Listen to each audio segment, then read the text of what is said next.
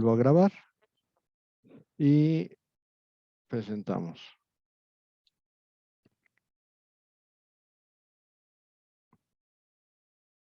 Ok, estamos compartiendo. Entonces decíamos, durante la última época del siglo, los últimos 25 años del siglo XX, creció muchísimo. Yo creo que si podemos decir que a partir de los años 1945, que es prácticamente la mitad del siglo, yo creo que un 70% de los países actuales surgieron, o sea, así de plano. Por eso decimos que fue una situación impresionante. Pero, pues también hay que recordar que nuestro planeta es 3/4 partes de agua. ¿Qué sucede? Pues la Tierra está muy limitada y parece ser que ha llegado a un límite. El límite es dónde podemos hacer un nuevo estado. Actualmente hay algunos movimientos separatistas, como el que trató de separar a toda la región de Cataluña de España. Durante muchísimo tiempo el País Vasco también quería formar su propio estado. Hay movimientos de separación, principalmente en algunas zonas de Asia, en algunos países de Europa, pero sin embargo, a final de cuentas, parece que ya hay un límite, ya parece que crecer no es algo que pudiera ser opcional. Ahora bien, todos los estados, en una ficción que parece sacada de un cuento de hadas, pues todos los estados son jurídicamente iguales, lo cual pues pues una mentira. No puedes tú comparar a China con Honduras, no puedes tú comparar a Estados Unidos con con Indonesia, no puedes tú comparar a China con Costa Rica. Pero sucede que después de la Segunda Guerra Mundial, la ficción más importante y en la que se basa, por ejemplo, organizaciones tan importantes como son las Naciones Unidas, es que todos los estados son jurídicamente iguales. Aun cuando, pues sinceramente, no hay igualdad entre los estados. Si nosotros viéramos la situación, veríamos que el Producto Interno de los chinos no puede compararse ni siquiera en una medida aceptable al Producto Interno de Brasil, que pudieran tener hasta cierta similitud en cuanto a superficie terrestre. Los del Producto Interno Bruto de México jamás será igual al de los Estados Unidos o al de Canadá. Entonces, decir que todos son jurídicamente iguales, insisto, es una falacia, es una mentira. Pero, pero, esta igualdad jurídica lo que está ocasionando es que no hay una autoridad superior.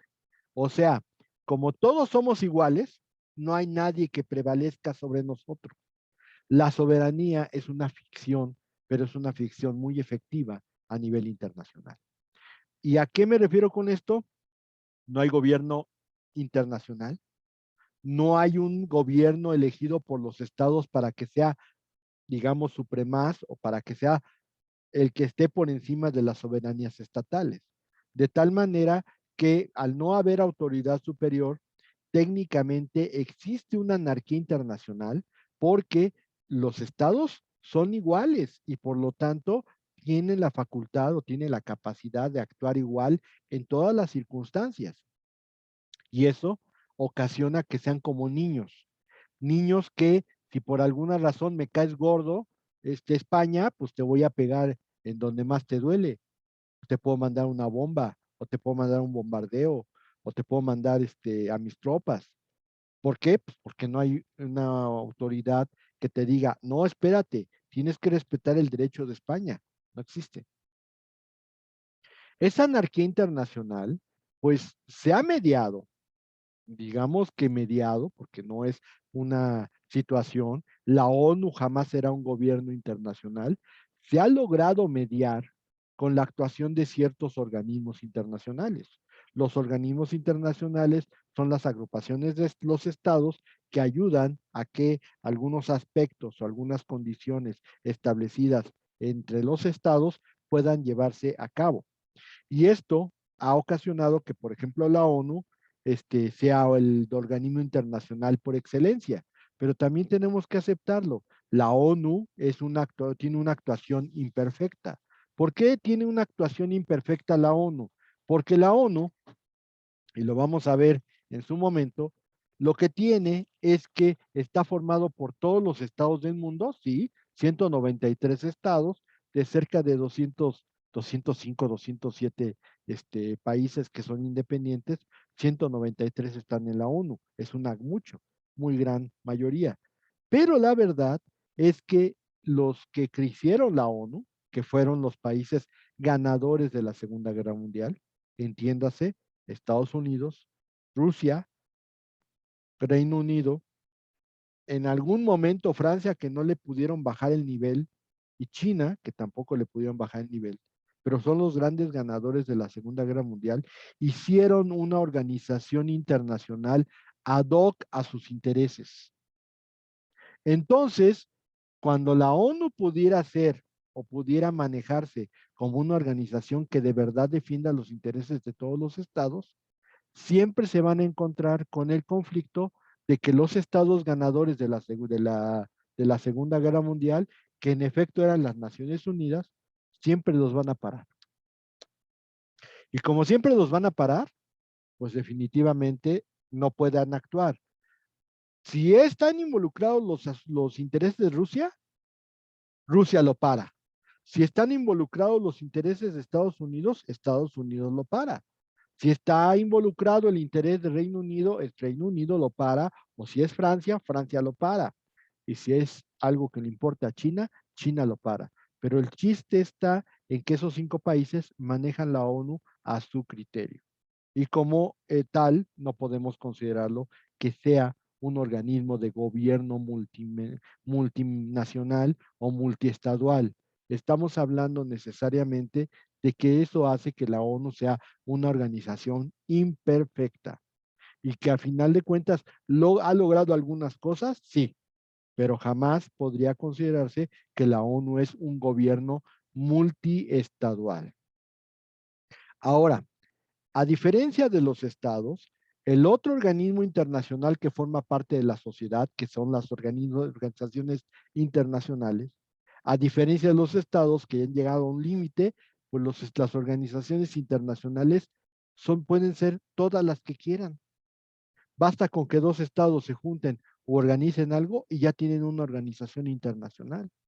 Entonces, pues por ejemplo, ahorita hay cerca de 5,000 organizaciones internacionales entre gubernamentales y no gubernamentales.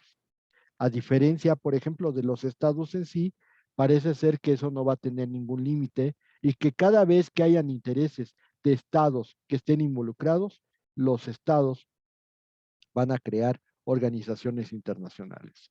¿Y por qué aparecen estas organizaciones internacionales? Por una situación bien sencilla.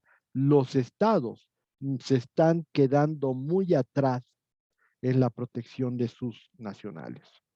Una de las preguntas que más nos haríamos o que más me gustaría decirles a ustedes son, ¿cuál es la finalidad de un estado? Si todavía no tienen contestación para esa pregunta, pues entonces quiere decir que a lo mejor se tendría que regresar a segundo o a tercer semestre, porque estamos hablando de que ya para estas alturas deberían de tener respuesta a eso. ¿Para qué sirven los estados? ¿Nadie? Para que seamos felices. ¡Ay! ¿En serio? Sí, esa es la finalidad. Pero, ¿tú estás feliz de estar en México? ¿Los Estados Unidos tienen felicidad en su nación? No. La felicidad absoluta tal vez ni exista, pero por lo menos deberían de pelear por dártela. Y resulta ser que en este orden, pues los estados no están cumpliendo con las metas. Es más, algunos tienen defectos estatales tan fuertes que desgraciadamente no cumplen ni siquiera con medio bienestar. Y entonces, ¿qué sucede? Pues las organizaciones internacionales surgen porque precisamente los estados son incapaces de poder llevar a cabo una solución a los problemas estatales. Sin embargo, aquí vienen otras circunstancias que se me señala Seara. Hay otros sujetos. En primera instancia tenemos los organismos no gubernamentales, las famosas ONGs. Estas famosas ONGs tratan de buscar salida a los problemas que generan los estados mediante muchas organizaciones. Por ejemplo, podríamos hablar de Greenpeace, que es materia ecológica. Podríamos hablar de Human Rights Watch, Amnistía Internacional. Esas son organizaciones no gubernamentales, pero que vaya que pesan en el ámbito internacional. ¿Por qué? Porque siempre que vaya a haber una voz que pueda decir quién está bien y quién está mal, al mundo le interesa. Entonces, si en Afganistán, que fue el tema de hoy en la mañana, no le interesan los derechos humanos, va a haber gente que va a ir a supervisar porque no le interesan. Y obviamente si los violan, los derechos humanos, va a haber instituciones, organismos no gubernamentales que van a poner en orden a ese Estado. Así son las cosas actualmente. Estos son unos sujetos de derecho internacional, todavía no incorporados al derecho internacional público, porque hay que ser sinceros, o sea, todavía no existen las condiciones como para decir, estos organismos son en verdad organismos que van a tener una participación dentro del derecho. Al contrario, como no son gubernamentales, siempre se les ha considerado como sujetos o personas internacionales, pero sin derechos. Y obviamente habría algunos que sí deberían de tener derechos en el ámbito internacional.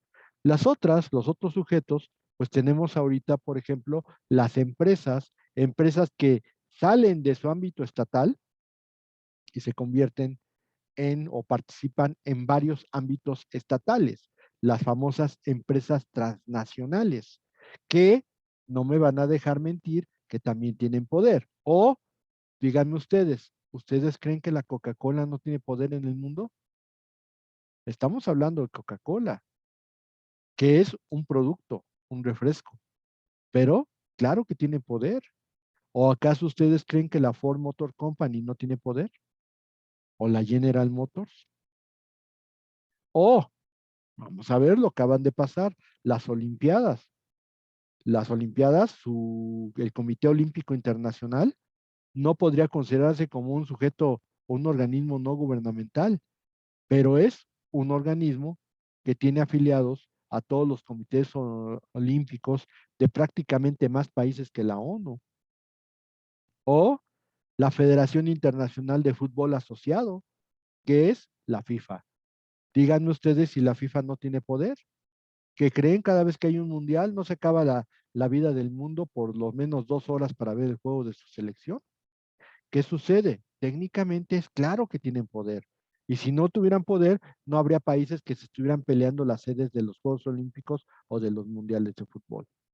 Por lo tanto, existen y están y surgen cada día más sujetos de tipo internacional. Ahora bien, los mismos individuos.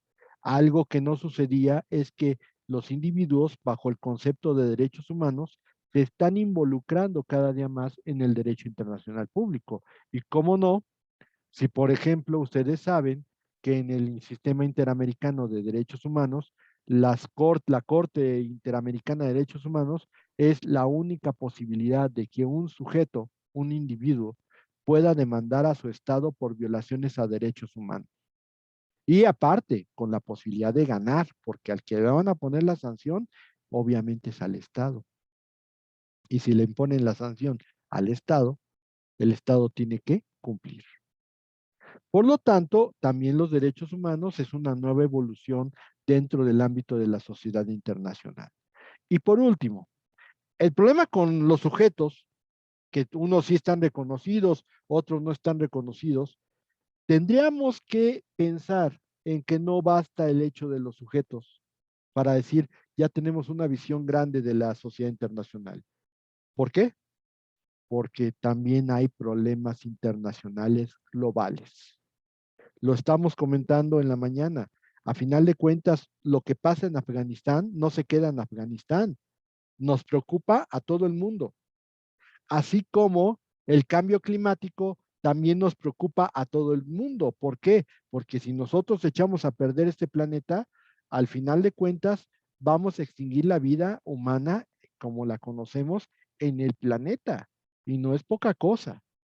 Si seguimos desforestando las zonas verdes, si seguimos atacando los desiertos o las zonas de sembradíos o la tierra, vamos a ocasionar que todo el país se erosione. ¿Quién quiere vivir realidades como los desiertos de Mad Max? ¿O quién quiere vivir en realidades como cuando el destino nos alcance? ¿O cuando vemos alguna especie de futuro apocalíptico en el cual pues ya nos acabamos con todos los recursos del mundo y tenemos que estar sobreviviendo quizá de cosas que no son sanas, pero que podría llegar a suceder? Entonces, en realidad, el cambio climático nos importa, la desforestación nos importa, la limpieza del agua o la escasez del agua nos importa. Cada problema está llegando a niveles globales.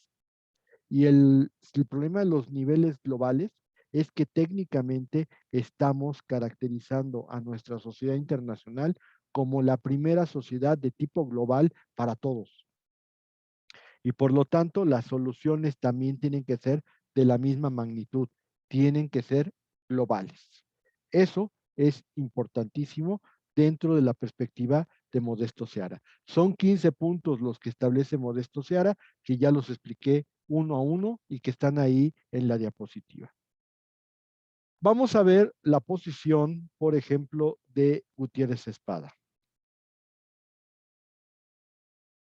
Ahí está Gutiérrez Espada. Para Gutiérrez Espada, la sociedad internacional tiene dos etapas. Una que le llama la sociedad internacional tradicional y la otra, la sociedad internacional contemporánea. A la tradicional, estamos hablando de épocas desde la Paz de Westfalia, que es por ahí por el año 1642, hasta lo que sería el inicio o la terminación de la Segunda Guerra Mundial. A eso le llama que es sociedad tradicional, sociedad internacional tradicional, porque sus características es que era reducida. De todo el mundo, se puede considerar que había como cerca de 30 países, nada más. Todos los demás eran territorios coloniales y técnicamente un país podía tener una cantidad impresionante de tierra porque tenía colonias. España en su momento tenía toda América Latina. Obviamente ya cuando estamos hablando de que la América Latina se independizó por ahí por los años 1810 a 1824, 25, técnicamente se empezaron a crear nuevos países y a eso se refiere Gutiérrez Espada con que la sociedad tradicional era reducida, porque insistimos, solamente había 30 países y nada más de todo el mundo. Y era homogénea. ¿Por qué? Porque la idea de Gutiérrez Espada es que los fines que se buscaban en ese momento eran los mismos para todos. Todos los países buscaban las mismas metas. Eso es a lo que se refiere con homogénea. Casi no había diferencias en las políticas y en lo que se buscaba de cada país. Sin embargo, a partir de la Segunda Guerra Mundial, Gutiérrez Espada le llama a la sociedad contemporánea, que se caracteriza por ser universal y heterogénea. Universal, ¿por qué? Porque técnicamente ahora sí existe en la sociedad internacional un vaso conectante, eh, una especie de liga que hace que todos los países estén vinculados con los problemas de todos. Ejemplo, la devaluación de una moneda, aunque sea en el sureste asiático, le pega a todo el mundo. ¿Por qué? Porque la sociedad ya es universal, es globalizada. Si nosotros como país tenemos un problema de derechos humanos, le pega a todo el mundo. ¿Por qué? Porque somos una sociedad globalizada, universal. Y también es heterogénea, ¿por qué? Porque después de que había sido homogénea y buscaba los mismos fines, ahora sí podemos decir que un estado, como decía la canción de Plaza Sésamo, este estado no es como los otros, este estado nunca será igual. ¿Por qué? Porque a final de cuentas lo que se busca en ese estado puede ser tan distinto como lo que buscan los Estados Unidos o como lo que busca China o como lo que busca Francia. Y desgraciadamente eso le ha dado heterogeneidad a la sociedad internacional. La mayor división, como lo han manejado, pues es el norte desarrollado, el sur subdesarrollado, aunque pues hay países del sur que no están tan subdesarrollados. El caso de Australia, el caso de Nueva Zelanda. Y también hay países en el norte que no están tan desarrollados. El caso de México, el caso de, pues no sé, podríamos hablar de Mongolia, por decir algo, o de algunos otros países europeos que están en el norte, toda la que es la parte oriental de Europa, que fueron socialistas, que apenas en los 90 se cambiaron de economía de mercado y que no han logrado desarrollar una economía del mismo nivel que las demás economías europeas. Es lo que está arrastrando la comunidad europea, la Unión Europea, como países que no están al nivel de Francia, de Alemania, de Italia, por decir algo. Entonces, esa es la heterogeneidad de la que menciona Gutiérrez Espada. Podría pensarse en este sentido que la sociedad contemporánea es más difícil, porque aunque la otra era reducida y no tenía mucho material de estudio, la sociedad contemporánea no es tan reducida y por eso es tan heterogénea. Pero sin embargo, mientras que la sociedad tradicional tenía que ser reducida porque no había muchos países, ahora sí es más universal. Todas las economías dependen de todos. Si a nosotros, por ejemplo, hoy estamos viviendo una globalización en donde la globalización nos hace ver que hay fenómenos globalizados que no podemos evitar. Hay fenómenos económicos globalizados, hay fenómenos políticos globalizados, hay fenómenos climáticos globalizados y, por ejemplo, el caso que estamos viviendo hoy es una enfermedad globalizada, o sea, que está atacando a todo el mundo, no nada más le pega a México, le pega a todo el mundo. Y a final de cuentas, estamos teniendo una epidemia a nivel global muchísimo mayor que la mayor epidemia que había tenido el hombre, que era precisamente la de la viruela en épocas de la Edad Media, así de plano. Y la Edad Media, para erradicar la viruela, tuvo que aguantarse 10 años y nosotros ya llevamos 2. Así que a lo mejor podríamos estar pensando en que vamos a tener que vivir una temporada similar. Ok, así las cosas, vamos con López Amarripa.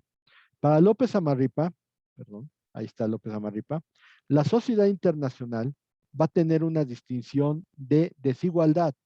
Pero primero, desigualdad en el poder político y desigualdad en el poder económico. La desigualdad en el poder político tiene que ver con las ideologías y actualmente la Guerra Fría fue un efecto de esta desigualdad de poder político. Había dos tendencias, los capitalistas y los socialistas no querían que el capitalismo creciera y los capitalistas no querían que el socialismo creciera. Hoy ya no es tanto esta visión de Guerra Fría, pero sí estamos, como lo dijimos en la mañana, con el problema de una guerra comercial. Hoy tenemos dos grandes contrincantes, China y Estados Unidos. Las ideologías no son iguales, las visiones de mundo no son iguales, y a diferencia, por ejemplo, de Estados Unidos, que mete su cuchara en todo lo que puede, como decía el maestro Rosales hoy en la mañana, China ha aprendido a ser pragmática. Y su pragmatismo se va en que ella no se va a meter a hacer cuestiones de lucha de ideologías, sino acudir a lo que más puede. ¿Qué es lo que más puede? La materia económica. ¿Por qué? Porque en el mundo se está inundado de productos chinos y por lo tanto toda la vida, toda la economía del mundo está basada en dos grandes polos. En este momento, Estados Unidos y en este momento, China. Así que ahí está la lucha ideológica y ahí está el problema. Recomiendo muy ampliamente la presentación del libro de Arturo González. La pueden ver en Cultura Jurídica Eso ya tiene aproximadamente un año que le hicimos, pero ahí están en Cultura Jurídica, deben de estar todos los videos y por lo tanto les recomiendo que vean la presentación del libro de Arturo González Oropeza sobre Chile, sobre China. Y por último, dice la desigualdad de poder económico. Aquí la desigualdad de poder económico no hay de otra. Son países ricos y países pobres. Y el problema está en que no hay países de mediana tabla, no hay países clase media. México, que es la 13ª economía del mundo, es lo que se dice. Pues la verdad es que de nada nos sirve tener la 13ª economía del mundo cuando en realidad hay un nivel de pobreza tan extremo que ahorita estamos hablando de más de 50% de la población. Entonces, realmente estamos hablando de la tecnología, de la visión del mundo para los países pobres y la visión del mundo para los países ricos. No hay colocación de clases medias ni de términos medios. Eso ocasiona que la desigualdad en el poder económico sea también un lastre para estudiar la sociedad internacional. Y sobre todo, algo bien importante, también maneja Norca López Amarripa que la desigualdad de poder económico hace que los países ricos y los países pobres se necesiten cada día más. Los países ricos, ¿por qué? Porque técnicamente los países ricos van a controlar el mercado. Los países pobres no tienen la más absoluta, la mínima participación en el mercado y por lo tanto no tienen cómo salir adelante. Eso es una realidad, eso es un problema. Entonces, habría que ver la situación de la desigualdad entre los países ricos y pobres, y aunque el nivel internacional se caracteriza por la cooperación, todos quisiéramos que en verdad fuera más cooperativo, parece ser que eso sería un poquito difícil mientras sigan existiendo las barreras entre países ricos y países pobres. Nuestra opinión. Yo creo que para explicar la sociedad internacional hay que basarnos en dos aspectos, los subjetivos y los objetivos. Aquí hay que entender que mientras la base subjetiva del derecho, es decir, los sujetos que son parte del derecho, no crezcan, o sea, que no sean nada más estados y organismos internacionales, sino que también se incorporen a este derecho internacional las ONGs, los organismos no gubernamentales, cuando se incorporen completamente los individuos como sujetos de derecho internacional y por último, la humanidad, porque ese es un concepto que no se ha logrado, ¿eh?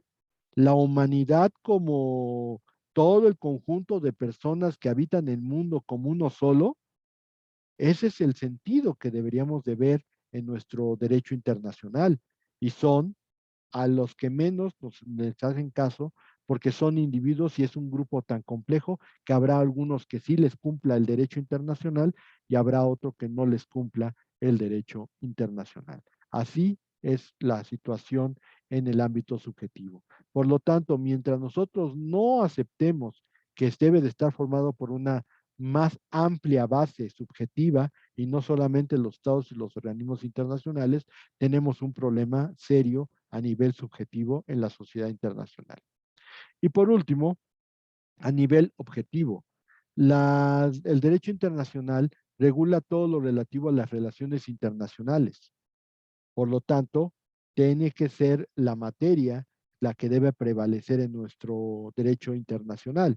Pero también debemos identificar más claramente los fenómenos internacionales globalizados. Porque ya lo comentaba yo, hay una superdependencia entre los países que producen cierto tipo de cosas y los países que no los producen. Vamos a poner como ejemplo el petróleo. Todo el Medio Oriente ha sido una materia estratégica de Estados Unidos. ¿Por qué? Porque está el petróleo. Si no existiera el petróleo ahí, no habría forma ni que Estados Unidos estuviera medianamente interesado en los territorios árabes, pero resulta ser que el mejor petróleo pues, está ahí. Y por lo tanto, durante tanto tiempo, pues han tenido que meter la mano los Estados Unidos. Y, por ejemplo, los jeques árabes viven en una opulenta riqueza y esa opulenta riqueza se basa principalmente en el hecho de que a los Estados Unidos les interesa el petróleo. Y como les interesa el petróleo, se lo compran a los jeques árabes, que a final de cuentas son ricos, son jefes de sus casas de nobleza musulmana, pero que a final de cuentas pues son los únicos ricos que hay en esos países árabes. Porque si yo les dijera que la mayoría de las personas que viven en países árabes no son ricos, ustedes me podrían decir, oiga, pero si Dubái, oiga, si Riad, pues sí, pero son territorios de jeques. Lo que pasa es que cuando tú vas a Dubái te impresionan tantos edificios preciosos y altos, pero vete a las zonas alejadas del centro de la ciudad y vas a encontrar barrios tan pobres como podríamos decir Tepito o La Lagunilla, así de plano. Entonces, ¿qué sucede? Pues la distribución de la riqueza no es igual. Y por eso Estados Unidos tratará siempre de meter su cuchara cuando se hable de Medio Oriente. Por esos fenómenos internacionales globalizados son los que nos deberían de importar. Y es algo que deberíamos de resaltar de la constitución de la sociedad internacional. Por lo tanto, decimos nuestra opinión, la sociedad internacional está integrada por elementos subjetivos, en este caso la constitución de Estado, la constitución de organismos internacionales, la actuación de organismos no gubernamentales, la actuación de los individuos y de la humanidad en general. En tanto que a nivel subjetivo tenemos que analizar las diversas tendencias de las relaciones internacionales y los fenómenos jurídicos o los fenómenos internacionales globalizados. Solamente estudiando estos aspectos vamos a poder tener una visión de cómo debe ser la sociedad internacional. Ok, concepto. ¿Derecho internacional está bien dicho? Pues no, es una expresión poco feliz. El origen lo tenemos en Roma, que acuérdense ustedes que había dos cuerpos legales. Uno se llamaba el jus civile. El jus civile era aquel que se le aplicaba solamente a los ciudadanos romanos. En cambio, había otro que se llamó Jus Gentium a final de cuentas. ¿Por qué Jus Gentium? Gentium significa pueblo.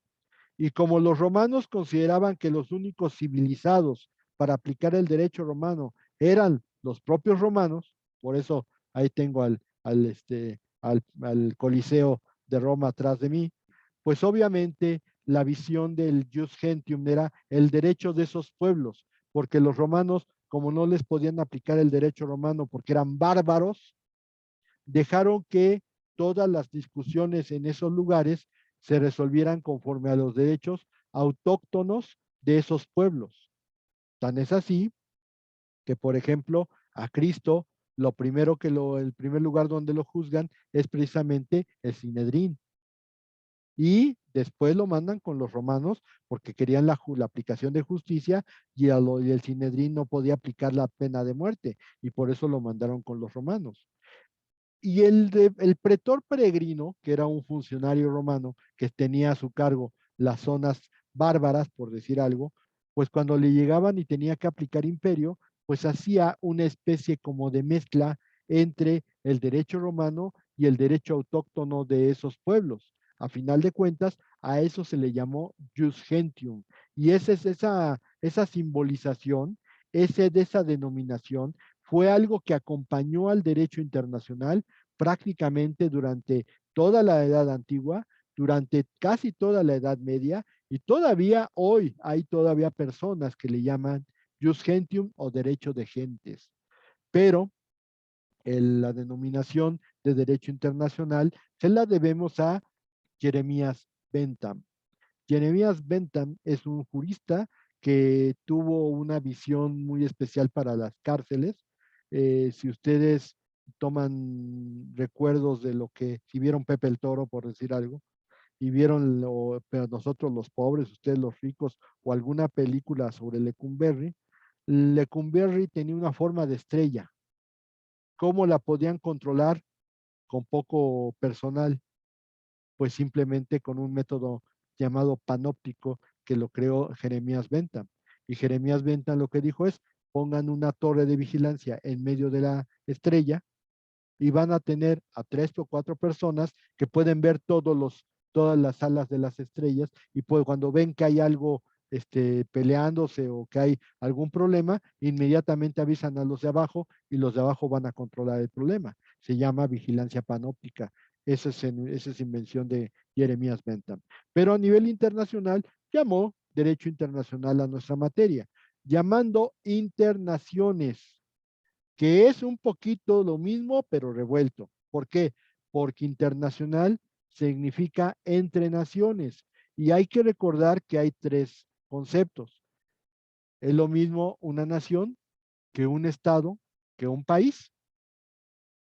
El país y la nación tienen conceptos muy similares, pero ya nosotros estudiamos teoría del Estado.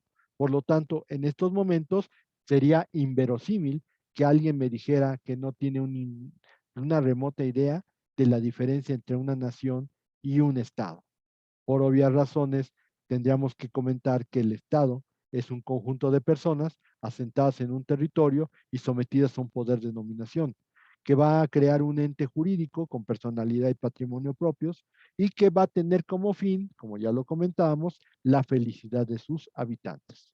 Aquí la situación está en que entonces una nación no es lo mismo que un Estado, porque una nación es un conjunto de individuos que tienen una cultura, una historia o unas costumbres similares, pero que no necesariamente están formados en un Estado.